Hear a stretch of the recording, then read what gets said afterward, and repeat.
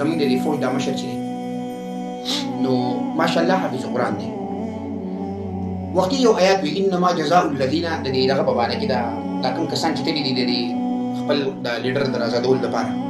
دا کسان چې کوم تللي دي نو د هغو په باره کې یو آیات وي چې انما جزاء الذین د شپږمې سپارې انما جزاء الذین یحاربون الله ورسوله ويسعون في الارض فسادا ان يقتلوا او يصلبوا او تقطع ايديهم وارجلهم من خلاف او ينفوا من الارض ذلك لهم خزي في الدنيا ولهم في الاخره عذاب عظيم.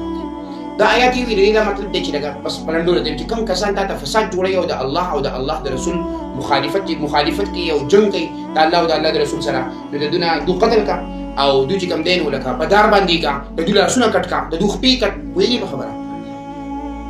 نو هغه هلته لګیا ودسې زونه کې د موبایل مې لږ ساعت کېښود د ځان سره په خپله لاسونه وکړه په څه باندې په دې مې لاسونه وکړه که نه چې دومره اوږد آیات تا ته د خلکو د ویشتو دپاره معلوم دی دومره اوږد آیات تا ته د یو تن د لاسونو د خپو د کټ کولو دپاره معلوم دی او فقطعوا ایدیهما دته نه دی مردم په دقسې نه لږ لاندې دی دا ده چې کوم آیات وي د دې نه 2 آیاته دی که 3 آیاته لاندې دا خبره ده چې فقطعوا کټ کا ایدیهما لاسونه د چا د غل والسارق والسارقة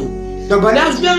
لږ برده د آیات یاد دی دا حافظ قرآن دی نو دا لاندې اوس هم یاد کړه تا چې د نن تاریخه پورې شهباز شریف ته نواز شریف ته عمران خان ته ټولو ته تا یو تن ته دا ویل دي چې دا آیات کې دا راغلي دي دا هم نیسي که نه دا سزا نیسي که نه ته غل ولې پرېږدې غل له ولې 3 میاشتې سزا ته مقرر کړله ولې خدای پاک ولې 3 میاشتې مقرر کړله ښه په دقه شپږمه سپاره کې چې د دقه ځینې لږ بیا خو ولاړ شي وکتبنا علیهم فیها ان النفس د دې سپارې کې ویل دی که نه چې په هغه سپاره کې دا ټول احکامات راغلي دي نو چې د قتل په باره کې د قتل د قاتل به وجني داسې ده قاتل به وجني دا د دقه شپږمې سپارې آیت دی نو او یصلبوا دا او تقطع ایدیهم دا راته یاد دی صحیح شوله او وکتبنا علیهم فیها ان النفس راته نه دی یادو هغه د یو کس په مخکې دا خبره کول غواړي د دې آیت دپاره ته په زرګو کسانو په ډغره ورسې که نه او دا ما چې راته کوم وي د دې دپاره به ته یو کس په سیسیپ ورځې چې هلکه ته خو امیر المسلمین یې او د مسلمانانو کتاب خدا دی د مسلمانانو په کتاب کې خو د غل سزا چې کوم دی نو هغه لاس کټ کول دي دا اوس پې پوه شوې ښه او بیا ورته داسې هم ووایه که نه چې الله پاک بیا ګورې دا هم فرمایلی دي ای امیر المسلمین پوه شوې که نه ای امیر المسلمین الله پاک په دې قرآن مجید کې بیا دا هم فرمایلی دي ګورې چې ما چې د کوم احکامات درولېږل کوم قانون چې مې درولېږو د غل دپاره او د قاتل دپاره او د تکلیف رسولو دپاره چې ما کوم آیتونه درولېږل که تا فیصله د دې مطابق ونه کړه نو ته کافر برکت خالص خو نه وایي که نه څوک وایي قرآن پاک وایي او بیا ورته وایي چې ګورئ که فیصله دې د دې مطابق ونه کړه که نه نو ظالم وي او بیا ورته وایي چې ګورئ هلکه دا 2 آیتونه شو که نه نو دا خو حافظ قرآن دی که نه نو حافظ قرآن دی خبرې امیر المسلمین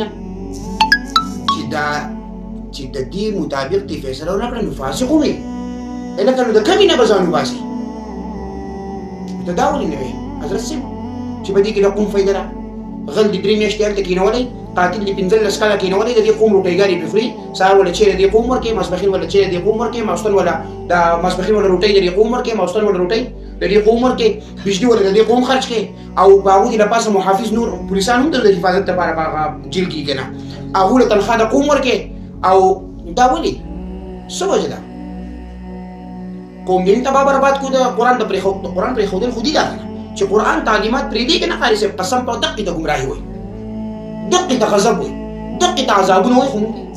پوهېږو نه نو زه د خپل طرفه دغه پوجیانو دې مشر ته که چېرته هم دا پیغام خدای پاک د چا په ذریعه ورسو یا ورسېدو نو زه راته یم که چېرته ټول قرآن مجید دې حفظ کړی ټول قرآن که دا یوازې انما جزاء الذین یحاربون الله دې حفظ کړی خو بیا خو څه مسله نشته بیا راته ما دا بل یاد کړو ستا د آیات لږ یو 2 آیاته لاندې مې راته یاد کړو او کټول قرآن مجید دې حفظ کړی که نه نو انما جزاء الذین یحاربون الله ورسوله نو که تاسو وګورئ هم که نه نو دا جنګ چې دی دا د الله او د الله د رسول سره ویل دی نو دا خو دا دوی چې وتلي دا خو د الله او د الله د رسول په هغې پسې وتلي خپل یو لیډر ازادوي که نه او دا لاندې چې دي که نه دا د ټولو عوامو دپاره دا آیات خدای پاک رالیږلی د ټولې معاشرې دپاره خدای پاک دا آیات رالیږلی نو دې ته پکې هم سوچ وکړه یار یوازې د دغه بل ښکاري